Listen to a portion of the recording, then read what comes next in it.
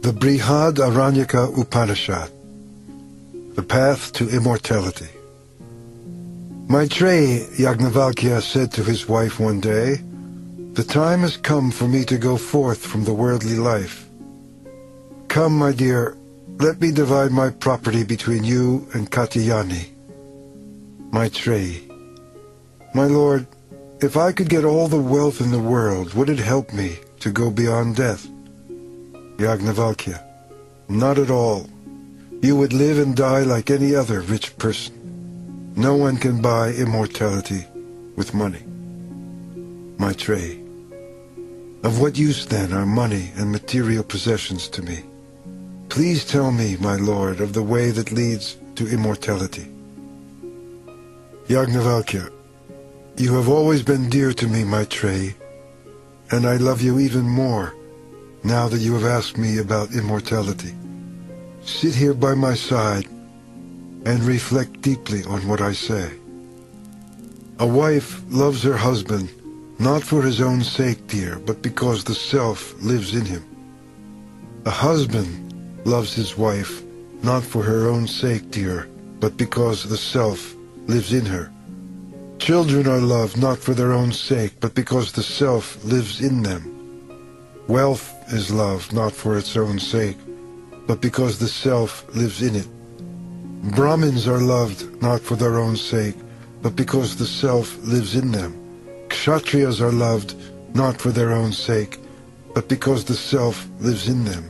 The universe is loved not for its own sake, but because the self lives in it. The gods are loved not for their own sake, but because the self lives in them. Creatures are loved not for their own sake, but because the self lives in them. Everything is loved not for its own sake, but because the self lives in it. This self has to be realized. Hear about this self and meditate upon him, Maitreya. When you hear about the self, meditate upon the self, and finally realize the self, you come to understand everything in life. For Brahmins confuse those who regard them as separate from the self.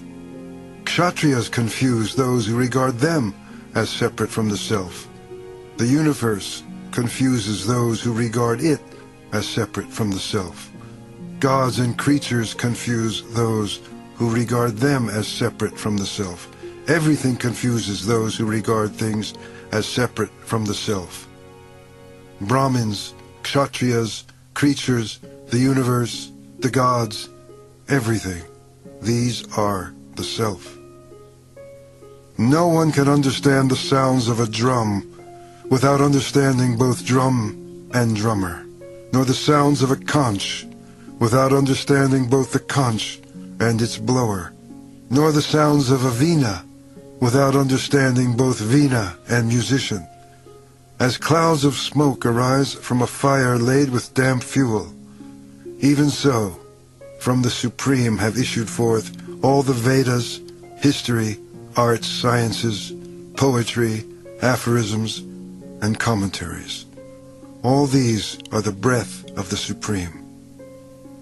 As there can be no water without the sea, no touch without the skin, no smell without the nose, no taste without the tongue, no form without the eye, no sound without the ear, no thought without the mind, no wisdom without the heart, no work without hands, no walking without feet, no scriptures without the word, so there can be nothing without the self. As a lump of salt thrown in water dissolves and cannot be taken out again, though wherever we taste the water it is salty, even so, beloved, the separate self dissolves in the sea of pure consciousness, infinite and immortal.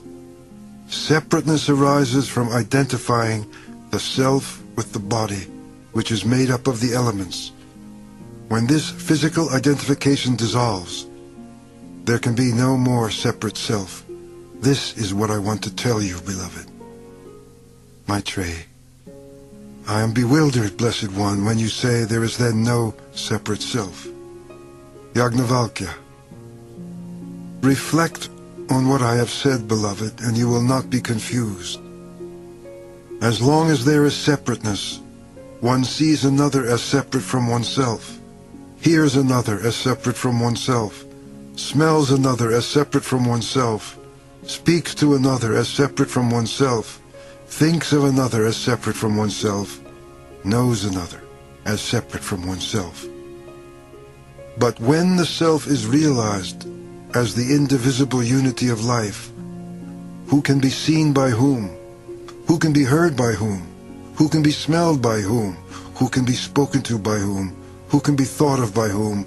Who can be known by whom? Maitreya, my beloved, how can the knower ever be known? King Janaka of Vidya once performed a lavish sacrifice and distributed many gifts. Many wise men from Kuru and Panchala attended the ceremony, and Janaka wanted to know who was the wisest among them. So he drove 1,000 cows into a pen, and between the horns of each cow he fastened 10 gold coins. Then he said, "Venerable Brahmins, these cows are for the wisest one among you. Let him take them away." None of the other Brahmins dared to speak, but Yagnavalkya said to his pupil Samashrava, "Son, you can drive these cows home." "Hero of seers," his pupil exclaimed joyfully, and he drove them home. The other Brahmins were furious. How presumptuous, they shouted.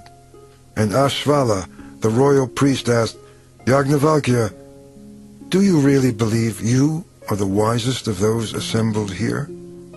Yagnavalkya replied, "I salute the wisest, but I want those cows." Then Gargi, daughter of Vachaknu, said, "Venerable Brahmins, I shall ask Yagnavalkya only 2 questions. If he answers them well, no one here can defeat him in a spiritual debate." "Ask, Gargi," the sage replied. "Yagnavalkya, as a warrior from Kashi or Videha arises with bow and arrow to fell his opponent, I rise to fell you with 2 questions." "Ask them, Gargi." "That which is above heaven and below the earth, which is also between heaven and earth, which is the same through past, present, and future, in what is that woven, warp, and woof? Tell me, Yagnavalkya." Yagnavalkya, "That which is above heaven and below earth, which is also between heaven and earth, which is the same through the past, present, and future, that is woven, warp, and woof in space." Gargi, "My first question is answered well. Now for my second question." "Ask, Gargi." "In what is space itself woven, warp, and woof? Tell me, Yagnavalkya." Yagnavalkya, "The sages call it Akshara, the imperishable. It is neither big nor small, neither long nor short, neither hot nor cold, neither bright nor dark, neither air nor space. It is without attachment, without taste, smell, or touch, without eyes, ears, tongue, mouth, breath, or mind, without movement, without limitation, without inside or outside. It consumes nothing, and nothing consumes it. In perfect accord with the will of the imperishable, sun and moon make their orbits, heaven and earth remain in place, moments, hours, days, nights, fortnights, months, and seasons become years. Rivers starting from the snow-clad mountains flow east and west, north and south to the sea. Without knowing the imperishable Gargi, whoever performs rites and ceremonies and undergoes austerities, even for many years, reaps little benefit, because rites, ceremonies, and austerities are all perishable. Whosoever dies without knowing the imperishable dies in a pitiable state. But those who know the imperishable attain immortality when the body is shed at death. The imperishable is the seer, Gargi, though unseen, the hearer, though unheard, the thinker, though unthought, the knower, though unknown. Nothing other than the imperishable can see, hear, think, or know. It is in the imperishable that space is woven, warp and woof. Gargi, venerable Brahmins, count yourselves fortunate if you get away with merely paying this man homage. No one can defeat Yajnavalkya in debate about Brahman. With these words, Gargi ended her questions. Yajnavalkya came to Janaka, king of Videha, saying to himself, I will not talk today. But earlier, while they were discussing the fire ceremony, Yajnavalkya had promised him any boon he wanted. Now the king asked the sage permission to question him. Janaka, Yajnavalkya, what is the light of man? Yajnavalkya, the sun is our light, for by that light we sit, work, go out, and come back. Janaka, when the sun sets, what is the light of man? Yajnavalkya, the moon is our light, for by that light we sit, work, go out, and come back. Janaka, when the sun sets, Yajnavalkya, and the moon sets, what is the light of man? Yajnavalkya, fire is our light, for by that we sit, work, go out, and come back. Janaka, when the sun sets, Yajnavalkya, and the moon sets, and the fire goes out, what is the light of man?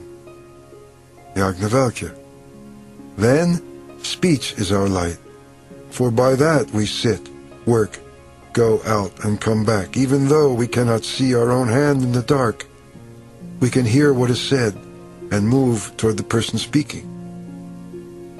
Janaka, when the sun sets, Yajnavalkya, and the moon sets, and the fire goes out, and no one speaks, what is the light of man? Yajnavalkya, the self indeed is the light of man, your majesty, for by that we sit, work, go out, and come back. Janaka, who is that self? Yajnavalkya, the self, pure awareness, shines as the light within the heart surrounded by the senses. Only seeming to think, seeming to move, the self neither sleeps, nor wakes, nor dreams. When the self takes on a body, he seems to assume the body's frailties and limitations. But when he sheds the body at the time of death, the self leaves all these behind. The human being has two states of consciousness, one in this world, the other in the next. But there is a third state between them, not unlike the world of dreams, in which we are aware of both worlds, with their sorrows and joys. When a person dies, it is only the physical body that dies. That person lives on in a non-physical body, which carries the impressions of his past life. It is these impressions that determine his next life. In this intermediate state, he makes and dissolves impressions by the light of the self.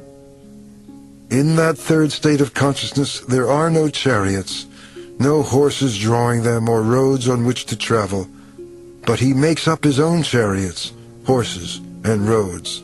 In that state there are no joys or pleasures, but he makes up his own joys and pleasures.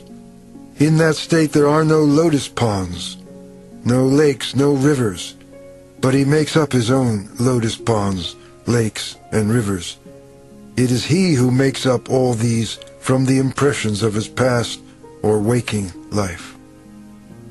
It is said of these states of consciousness that in the dreaming state, when one is sleeping, the shining self who never dreams, who is ever awake, watches by his own light the dreams woven out of past deeds and present desires. In the dreaming state, when one is sleeping, the shining self keeps the body alive with the vital force of prana and wanders wherever he wills. In the dreaming state, when one is sleeping, the shining self assumes many forms, eats with friends, indulges in sex, sees fearsome spectacles. But he is not affected by anything, because he is detached and free. And after wandering here and there in the state of dreaming, enjoying pleasures and seeing good and evil, he returns to the state from which he began. As a great fish swims between the banks of a river as it likes, so does the shining self move between the states of dreaming and waking. As an eagle, weary after soaring in the sky, folds its wings and flies down to rest in its nest, so does the shining self enter the state of dreamless sleep, where one is freed from all desires. The self is free from desire, free from evil, free from fear.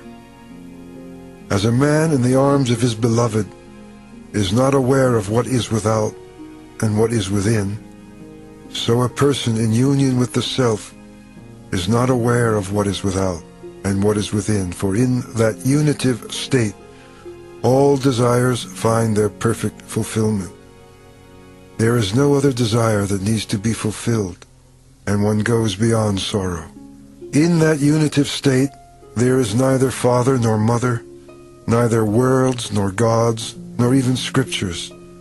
In that state there is neither thief nor slayer, neither low caste nor high, neither monk nor ascetic. The self is beyond good and evil, beyond all the suffering of the human heart. In that unitive state, one sees without seeing, for there is nothing separate from him.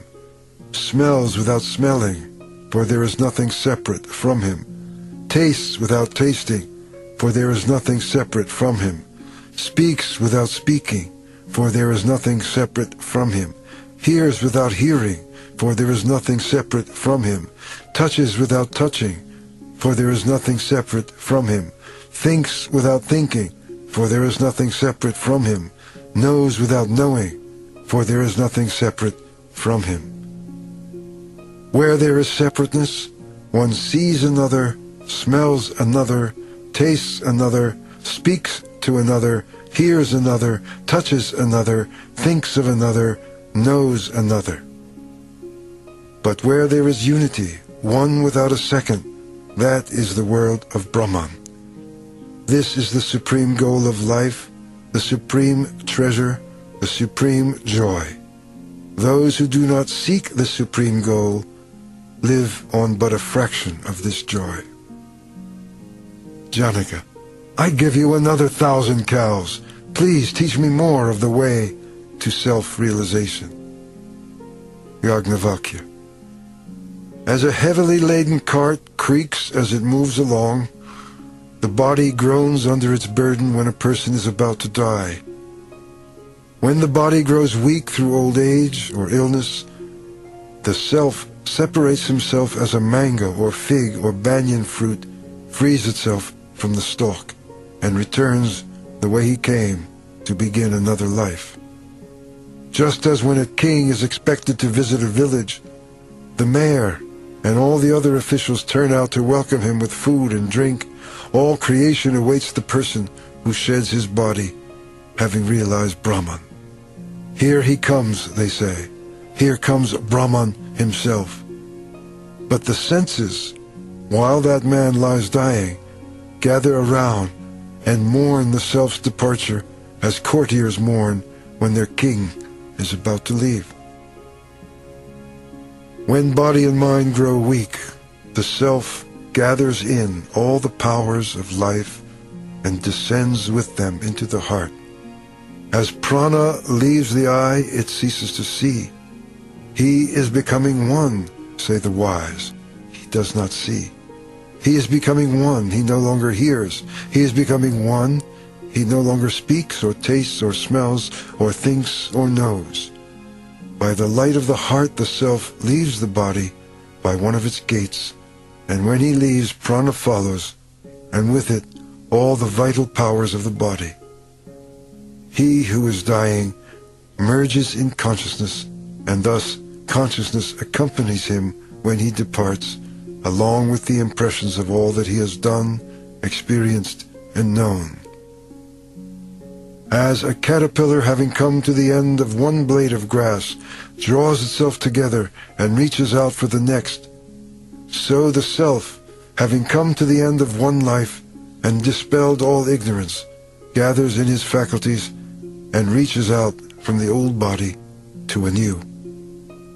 As a goldsmith fashions an old ornament into a new and more beautiful one, so the self, having reached the end of the last life and dispelled all ignorance, makes for himself a new, more beautiful shape, like that of the devas or other celestial beings.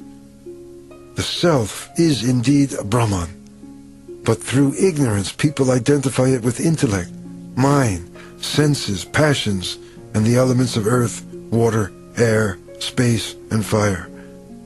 This is why the self is said to consist of this and that, and appears to be everything.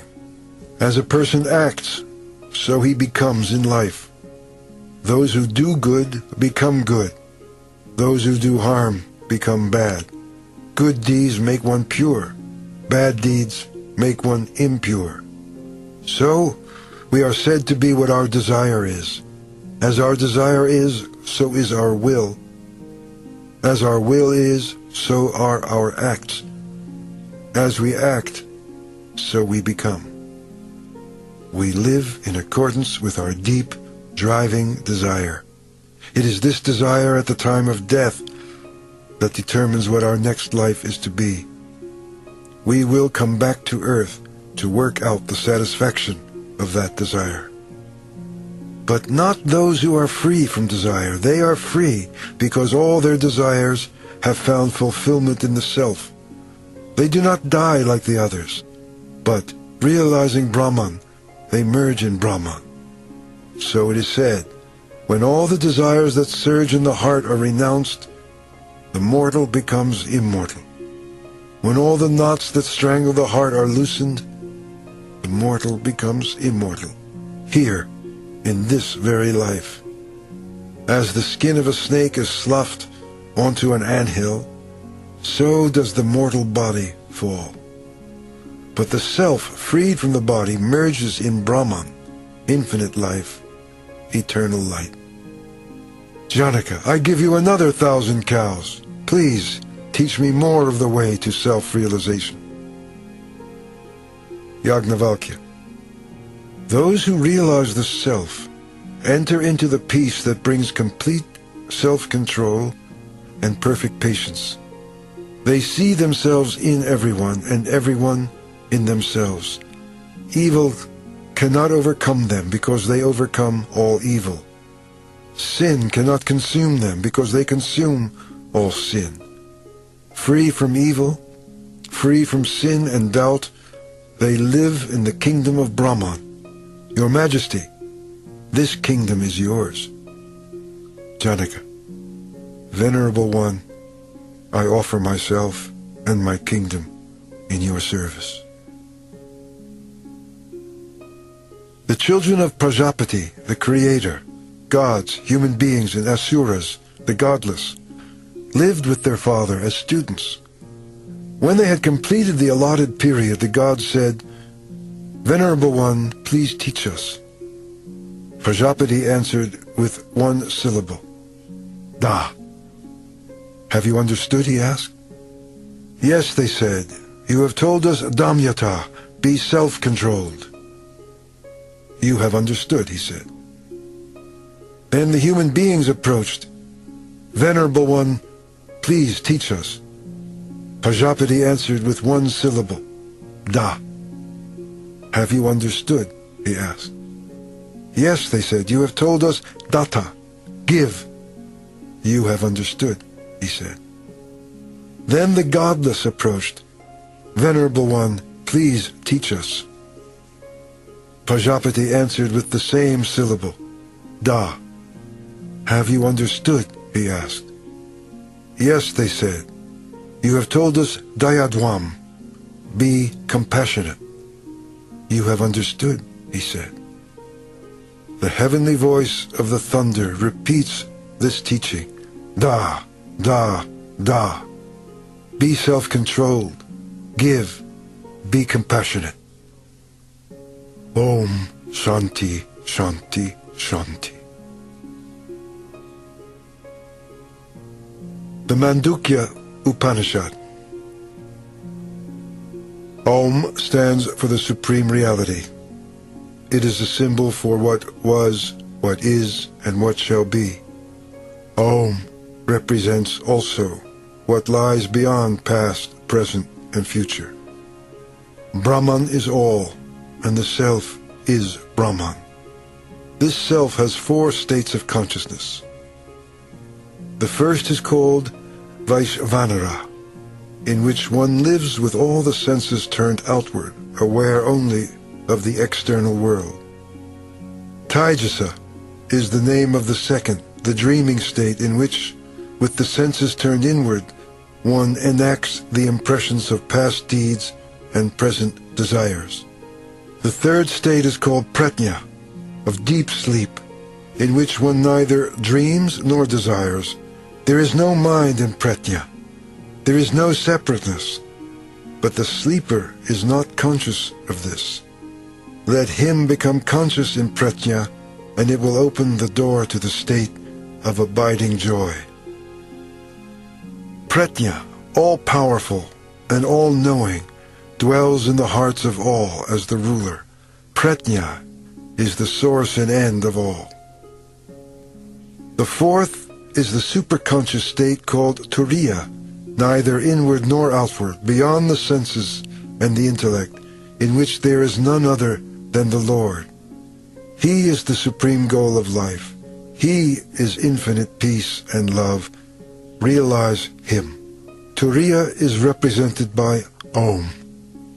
Though indivisible, it has 3 sounds. A stands for Vaishvanara. Those who know this, through mastery of the senses, obtain the fruit of their desires and attain greatness. U indicates Taijasa. Those who know this by mastering even their dreams become established in wisdom. In their family, everyone leads the spiritual life. M corresponds to Pratnya. Those who know this, by stilling the mind, find their true stature and inspire everyone around to grow. The mantra Om stands for the supreme state of Turiya without parts, beyond birth and death, symbol of everlasting joy. Those who know Om as the Self become the Self. Truly, they become the Self. Om Shanti, Shanti, Shanti. The Kena Upanishad. The student inquires, who makes my mind think? Who fills my body with vitality? Who causes my tongue to speak? Who is that invisible one who sees through my eyes and hears through my ears? The teacher replies, the Self is the ear of the ear, the eye of the eye, the mind of the mind, the word of words, and the life of life. Rising above the senses and the mind, and renouncing separate existence, the wise realize the deathless Self. Him our eyes cannot see, nor words express. He cannot be grasped even by the mind. We do not know, we cannot understand, because He is different from the known, and He is different from the unknown. Thus have we heard from the illumined ones. That which makes the tongue speak, but cannot be spoken by the tongue, know that as the Self. This Self is not someone other than you. That which makes the mind think, but cannot be thought by the mind, that is the Self indeed. This Self is not someone other than you. That which makes the eye see, but cannot be seen by the eye, that is the Self indeed. This self is not someone other than you. That which makes the ear hear but cannot be heard by the ear, that is the self indeed. This self is not someone other than you. That which makes you draw breath but cannot be drawn by your breath, that is the self indeed. This self is not someone other than you. If you think, I know the self, you know not. All you can see is his external form. Continue, therefore, your meditation. The student. I do not think I know the self, nor can I say I know him not. The teacher. There is only one way to know the self, and that is to realize him yourself. The ignorant think the self can be known by the intellect, but the illumined know he is beyond the duality of the knower and the known. The self is realized in a higher state of consciousness when you have broken through the wrong identification that you are the body subject to birth and death. To be the self is to go beyond death. Realize the self, the shining goal of life. If you do not, there is only darkness. See the self in all, and go beyond death.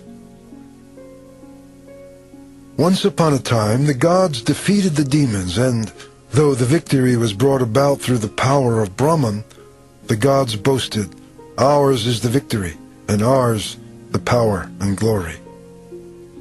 Brahman saw their foolish pride and appeared before them, but they recognized him not. They said to Agni, god of fire, find out who this mysterious being is. I will, promised Agni, and he approached the being.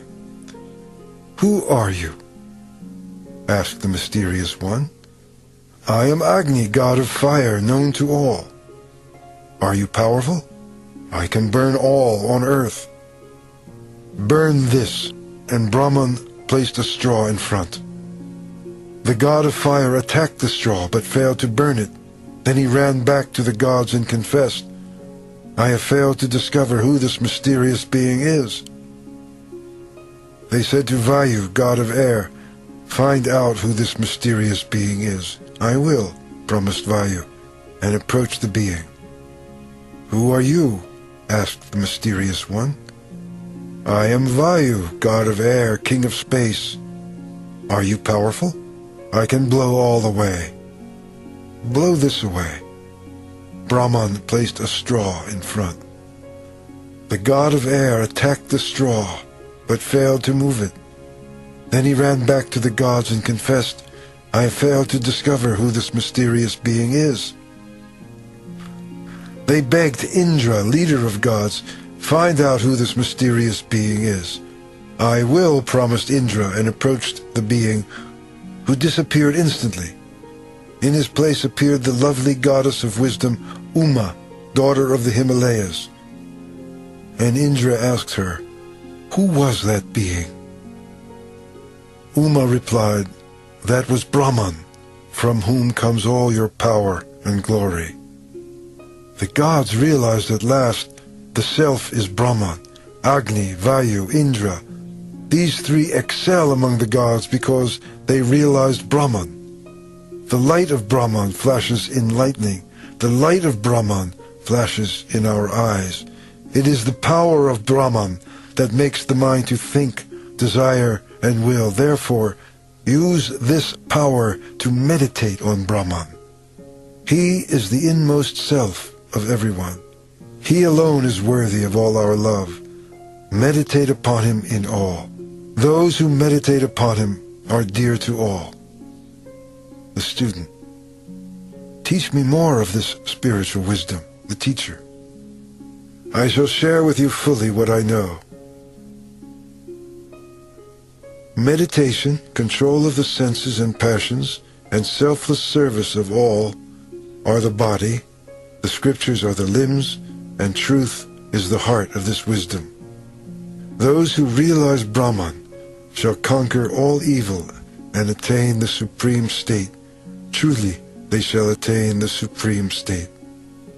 Om Shanti, Shanti, Shanti. The Katha Upanishad. Once long ago, Vajrashravasa gave away his possessions to gain religious merit. He had a son named Nachiketa, who, though only a boy, was full of faith in the scriptures.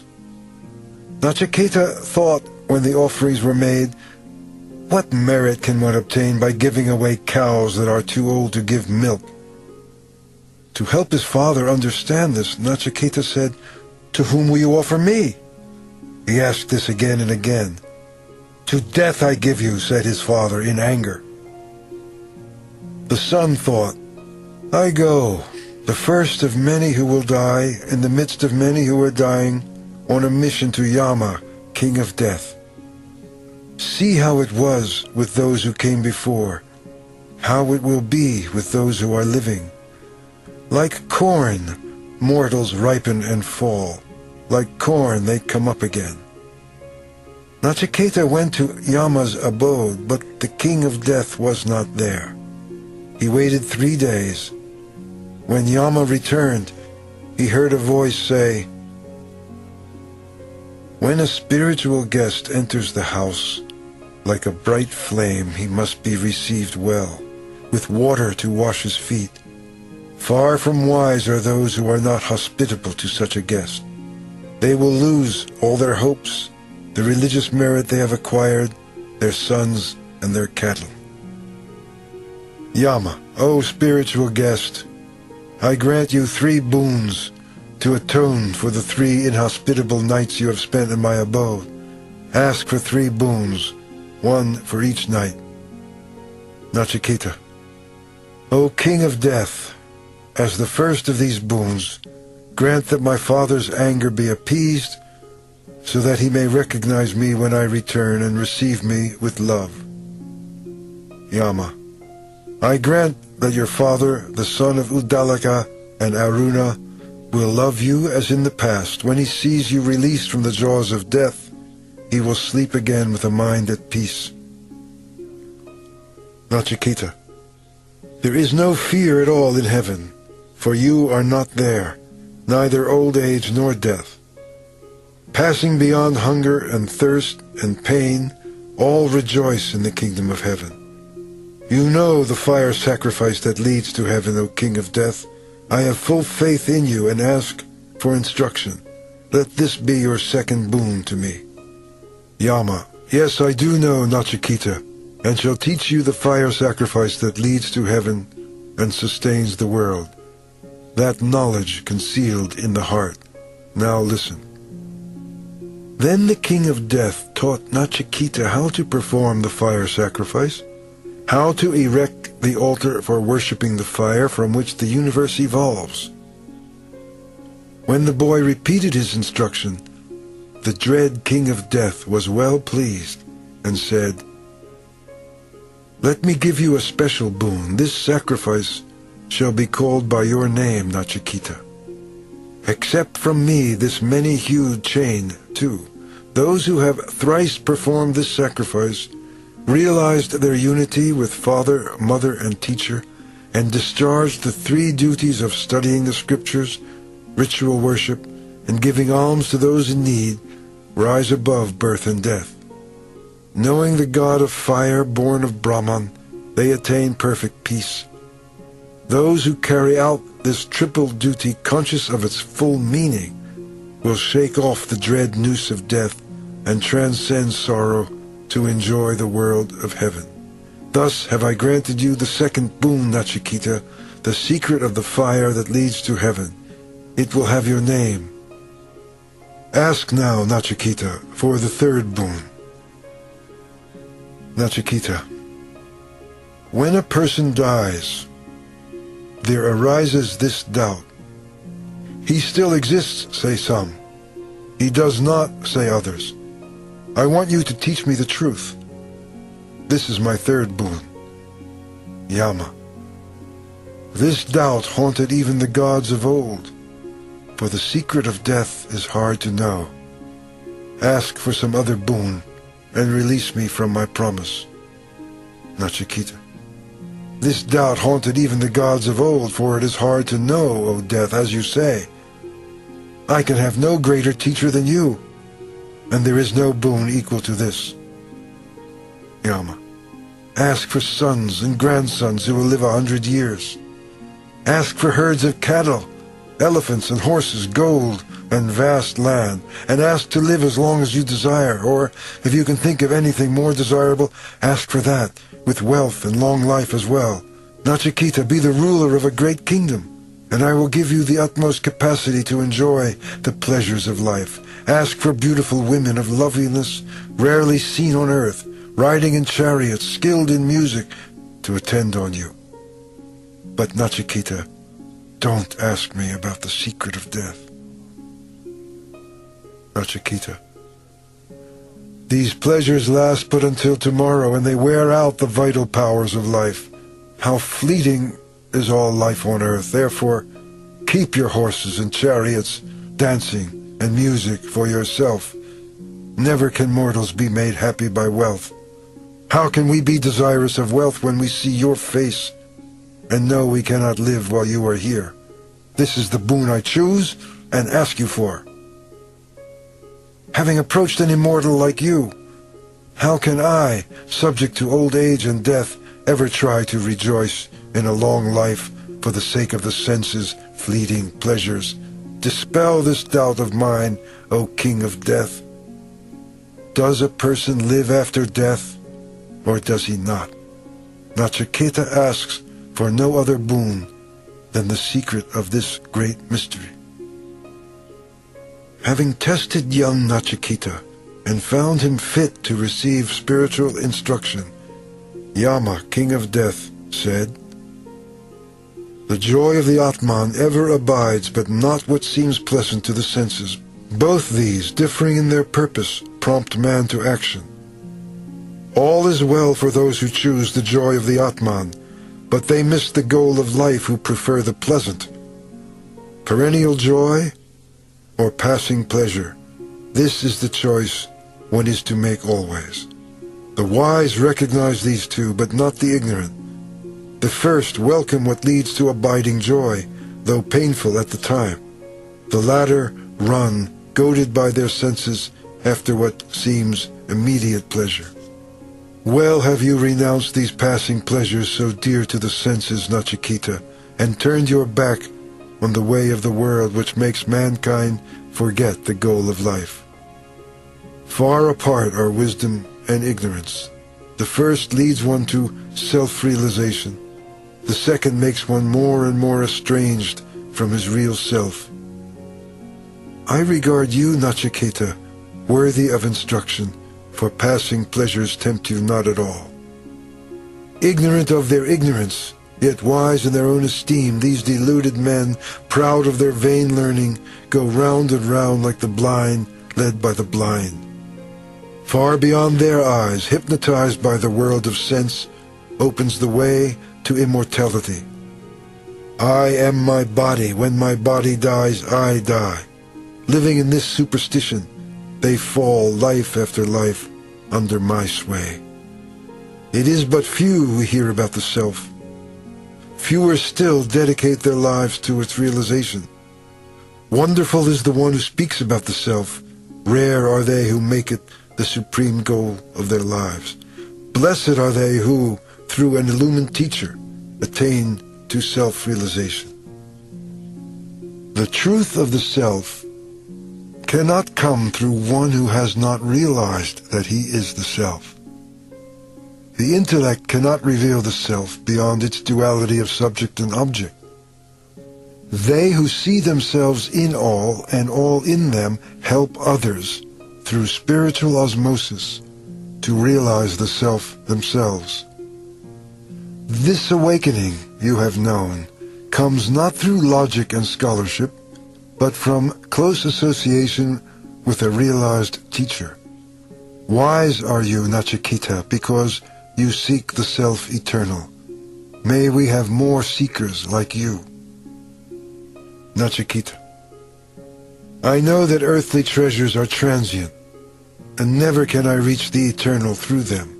Hence have I renounced all my desires for earthly treasures to win the eternal through your instruction. Yama, I spread before your eyes, Nachiketa, the fulfillment of all worldly desires, power to dominate the earth, delights celestial gained through religious rites, miraculous powers beyond time and space. These, with will and wisdom, have you renounced. The wise, realizing through meditation the timeless self beyond all perception, hidden in the cave of the heart, leave pain and pleasure far behind. Those who know they are neither body nor mind, but the immemorial self, the divine principle of existence, find the source of all joy and live in joy abiding. I see the gates of joy are opening for you, Nachiketa.